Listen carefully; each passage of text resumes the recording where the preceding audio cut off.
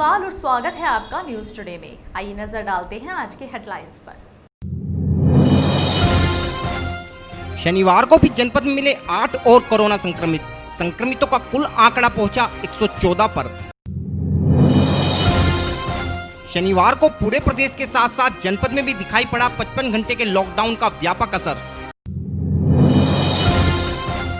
प्रदेश में शुरू हुए लॉकडाउन के कारण आम उत्पादकों के चेहरे मुरझाए।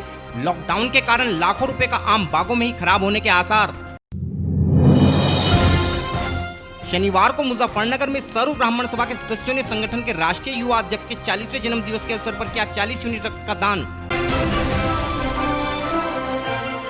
और अब खबरें विस्तार से। शनिवार को यूं तो कोरोना संक्रमण को रोकने के लिए पूरे प्रदेश में लॉकडाउन लगा था, लेकिन जनपद में शनिवार को भी कोरोना संक्रमण के मामले में कोई कमी नहीं आई तथा मुजफ्फरनगर में कोरोना वायरस का कहर शनिवार को भी अन्य दिनों की भांति ही जारी रहा। शनिवार को भी जनपद में 8 नए लोगों में कोरोना संक्रमण की पुष्टि हुई। इन संक्रमितों में बिजनौर जनपद का भी एक व्यक्ति शामिल है। शनिवार को मुजफ्फरनगर के स्वास्थ्य विभाग को कुल 43 कोरोना सैंपलों के परिणाम प्राप्त हुए, जिनमें 8 लोगों के परिणाम पॉजिटिव आए हैं। इन 8 लोगों में एक व्यक्ति बुढ़ाना क्षेत्र का, एक व्यक्ति मंसूरपुर क्षेत्र, 2 व्यक्ति जांसड़ क्षेत्र व एक व्यक्ति बिजनौर क्षेत्र का निवासी है। इसके अलावा मुजफ्फरनगर शहरी क्षेत्र के जिन 3 लोगों में कोरोना संक्रमण की पुष्टि हुई है, इनमें 2 लोग जांसड़ रोड स्थित तिरुपति होम व एक व्यक्ति सर्कुलर रोड का निवासी है। शनिवार को भी मुजफ्फरनगर में 3 लोगों को कोरोना संक्रमण से मुक्ति मिलने के पश्चात अस्पताल से छुट्टी दे दी गई। इस प्रकार अब जनपद में कुल 114 लोग कोरोना वायरस से संक्रमित हैं। इस संबंध में और अधिक जानकारी देते हुए अपर जिलाधिकारी श्री आलोक कुमार ने बताया। 43 सैंपल के परिणाम प्राप्त हुए हैं, जिसमें 7 व्यक्ति जनपद मुजफ्फरनगर के पॉजिटिव पाए गए हैं। एक व्यक्ति का बिजनौर का रहने वाला है, उसका सैंपल पॉजिटिव आया है। तो हमारे यहाँ 7 व्यक्ति और जुड़ेंगे और साथ ही 3 व्यक्ति ठीक हुए हैं। और सब मिला करके जो है वर्तमान में जनपद मुजफ्फरनगर में एक्टिव केसेस कोरोना के 114 हैं, एक्टिव पॉजिटिव केस।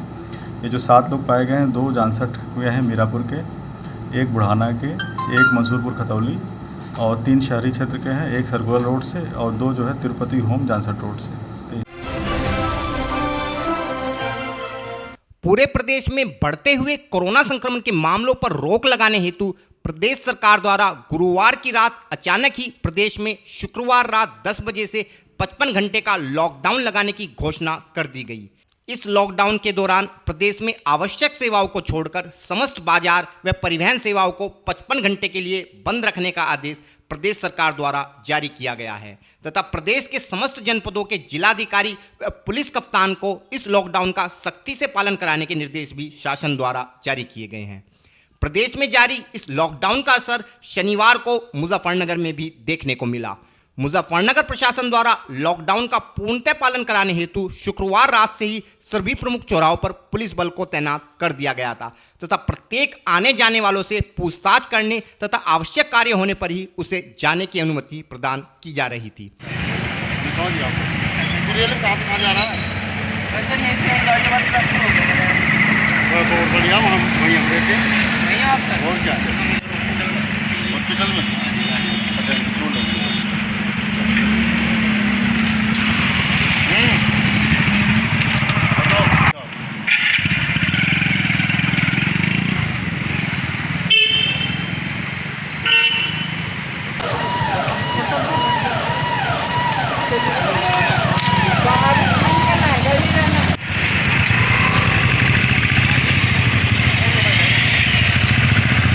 शनिवार को एडीजी जोन श्री राजीव सब्बरवाल ने भी मुजफ्फरनगर पहुंचकर जनपद में लॉकडाउन के दौरान पुलिस इंतजामात को परखा तथा अधिकारियों को आवश्यक दिशा निर्देश भी दिए। एडीजी मुजफ्फरनगर में प्रशासन के इंतजाम से संतुष्ट नजर आए तथा निरीक्षण के पश्चात सहारनपुर के लिए रवाना हो गए।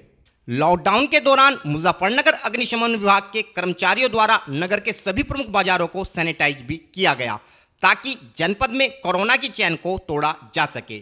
लॉकडाउन के विषय में और अधिक जानकारी देते हुए अपर जिलाधिकारी श्री आलोक कुमार ने बताया। देखिए 10 जुलाई की रात्रि 10 बजे से लेकर के 13 जुलाई की सुबह 5 बजे तक के लिए लॉकडाउन लागू किया गया है और इसके तहत जो है सभी कार्यालय और सभी बाजार बंद रहेंगे। सभी व्यवसायिक प्रतिष्ठान बंद रहेंगे। केवल आवश्यक सेवाएं, स्वास्थ्य चिकित्सीय सेवाएं और जो आवश्यक वस्तुओं की आपूर्ति की दुकानें हैं वो खुली रहेंगी। और पेट्रोल पंप के बारे में नहीं डायरेक्शन है। आवश्यक वस्तुओं की आपूर्ति जो है जारी रहेगी और रेलवे जो है चलता रहेगा, मालवाहक वाहन चलते रहेंगे, स्वास्थ्य विभाग और उनके कार्यक्रम चलते रहेंगे। ग्रामीण क्षेत्र के जितने औद्योगिक कारखाने हैं वो खुले रहेंगे और जो निर्माण जो हो रहे हैं, बड़े निर्माण कार्य जैसे जो एक्सप्रेस वे बन रहा है, कहीं पुल बन रहा है, ये सब भी जारी रहेंगे। और प्रत्येक सार्वजनिक स्थल पर रोगों से बचाव के बारे में जानकारी और जागरूकता कार्यक्रम चलाया जाएगा।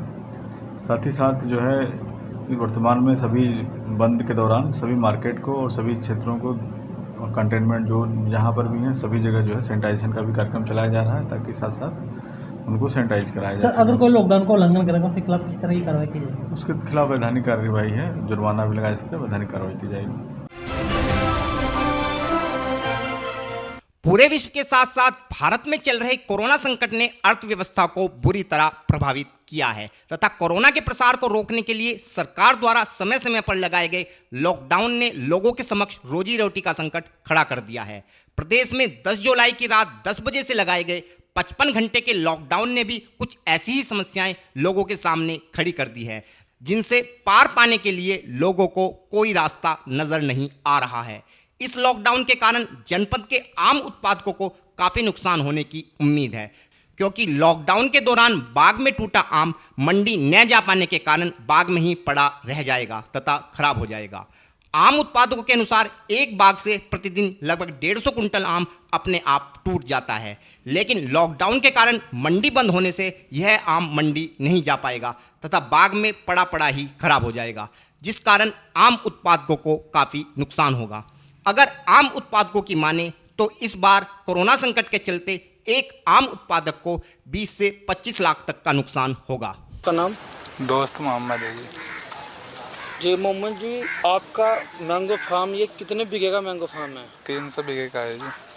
अच्छा, आपके पर डे जो है आपका कितना आम पेड़ से कुदरती झड़ता है? रोजाना तकरीबन 100-125 क्विंटल के करीब रोजाना झड़ जाता है। अच्छा, एक बात और बताइए आप, जैसे उत्तर प्रदेश सरकार ने 2 दिन 3 रातों का ये पूरा लॉकडाउन लगाया है, आपके पास कितना आम अभी लगा हुआ है और इससे आपको किस तरह की परेशानी का सामना करना पड़ रहा है? ये जो 100-125 क्विंटल आम जो रोज़ गिर रहा है, इसका सारा स्टॉक यहीं लग गया, बिक नहीं रहा। ये बहुत बड़ी परेशानी है। 2 दिन के लॉकडाउन में आपके पास 150 कुंटल आम आज रखा हुआ है। जी जी। इस आम का आखिर आप क्या करेंगे? अब बताओ क्या करें, ये तो यहीं रखा, कहीं बिकने का नहीं, सारी मंडी बंद है, सारी व्यवस्था बंद है, ये खराब ही होएगा, ये नुकसान है सब। आपको मैंगो फार्म में इस बार कितने नुकसान देखने को मिल रहा है? कम से कम 20 लाख रुपए का नुकसान से भी ज़्यादा हो सकता है, इतना आइडिया है 20 लाख रुपए का। और फिलहाल वक्त है एक छोटे से ब्रेक का, जल्द हाजिर होंगे। Mahindra A to Z Auto Wheels Private Limited, exchange any car for a new Mahindra। कोई भी पुरानी कार लाएं और नई कार ले जाएं। सस्ती दरों पर फाइनेंस भी उपलब्ध है। हमारा पता है 6 किलोमीटर स्टोन निकट hotel solitaire inn Meerut road Muzaffarnagar. Phone 8392954005, 8392954021 और 8392954018। हमारी शाखा है Kairana road Shamli. Mobile 8392954051 extension 1546, near पशुपेट Delhi Saharanpur highway Baraut Baghpat. Phone 9639004811 extension 2122।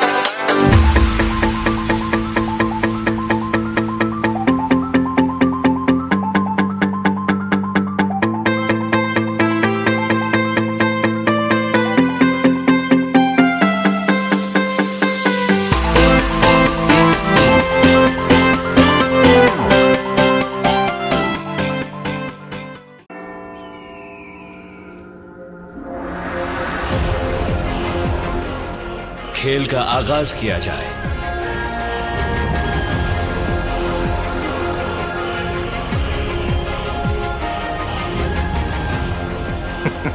सोच समझकर चाल चलना युवराज। सोच लिया है, समझ तुम्हें थोड़ी देर में आ जाएगी।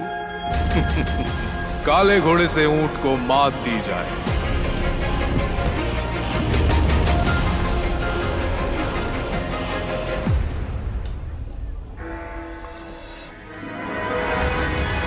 सिग्नेचर। वजीर से काले हाथी को मात दी जाए। शय और मात, चेकमेट।